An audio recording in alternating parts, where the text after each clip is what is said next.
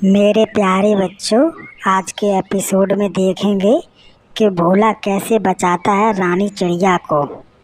इधर भोला ने हाथी को अपने पास में बुलाया और कहा, हाथी भैया, मुझे लगता है कि कल अपन की बातें एक गिलहरी सुन रही थी। हाँ भोला भैया, मुझे पता चला है कि और सभी ने बताया है कि एक गिलहरी अपनी बातों को सुन रही थी। उसने भेड़िया को अपनी बातें सब बता दी। ऐसा करो हाथी भैया, तुम गिलहरी को मेरे पास लेकर आओ, मैं उसे सबक सिखाता हूँ। ठीक है भोला भैया। इधर हाथी गिलहरी के पास पहुँच जाता है। गिलहरी, तुम कल हमारी और भोला की बातें सुन रही थी? तब गिलहरी ने कहा, नहीं नहीं हाथी भैया, मुझे माफ कर दो, गलती हो गई। मुझे पता नहीं था कि भोला भैया हैं। झूठ बोल रही हो? नहीं हाथी भैया, मैं झूठ नहीं बोल रही। अच्छा ठीक है, मैंने तो माफ कर दिया, लेकिन भोला माफ नहीं करेगा।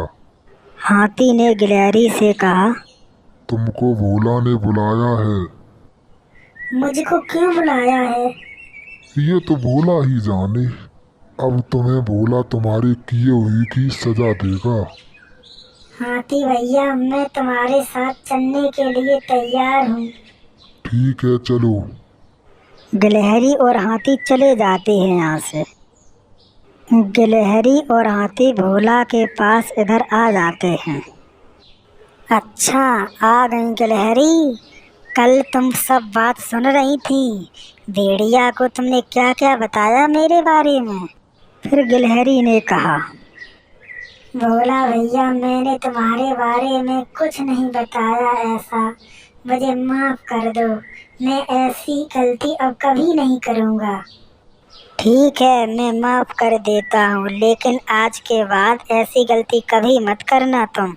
फिर हाथी ने कहा, अरे भोला भैया, इसकी सजा इस गिलहरी को तो मिलनी चाहिए, नहीं तो ये दोबारा फिर ऐसा ही काम करेगी।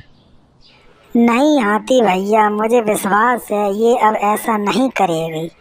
फिर भोला ने गिलहरी से कहा, सुनो गिलहरी, अब तुम सभी पक्षियों, पेड़ पौधों, जानवरों का ख्याल रखोगी।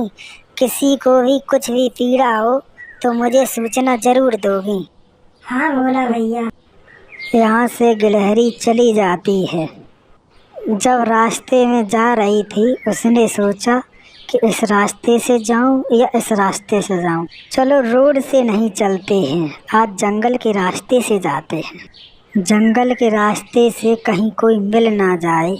नहीं नहीं, कोई नहीं मिलेगा। मुझे लगता है जंगल के रास्ते से ही जाना चाहिए।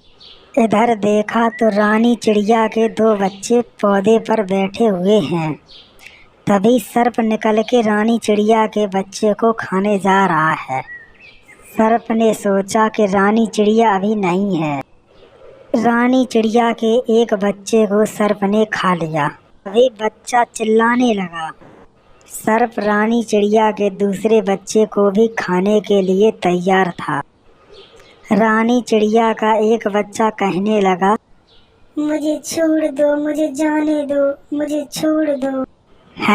तुम तो मेरा पहला शिकार हो।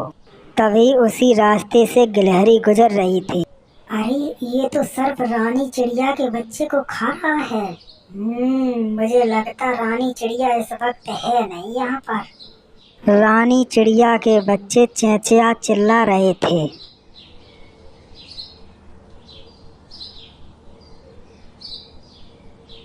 गिलहरी ने मन में सोचा, यहाँ तो कोई नजर भी नहीं आ रहा है। रानी चिड़िया दूर दूर तक नहीं दिखाई दे रही है। पता नहीं इस हाल में कहाँ पर है वो।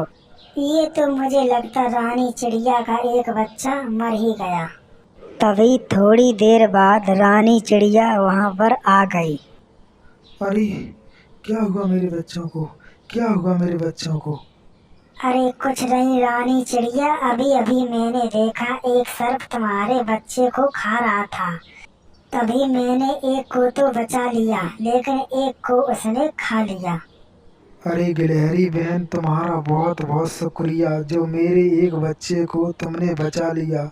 मैं इसका एहसान कभी नहीं भूलूंगी जो मेरे एक बच्चे को बचा लिया। रानी चिड़िया ने कहा, अब मैं क्या करूं बहन, समझ में नहीं आ रहा है मुझे। ये सर्प तो मेरे एक बच्चे को भी नहीं छोड़ेगा। तभी गिलहरी ने कहा, तुम चिंता मत करो बहन, तुम भोला के पास चली जाओ, वो तुम्हारी समस्या का हल जरूर बता देगा। थैंक यू बहन, आपने बताने के लिए। मेरे प्यारे बच्चों, अधूरी कहानी अगले भाग में है। Thank you. Channel subscribe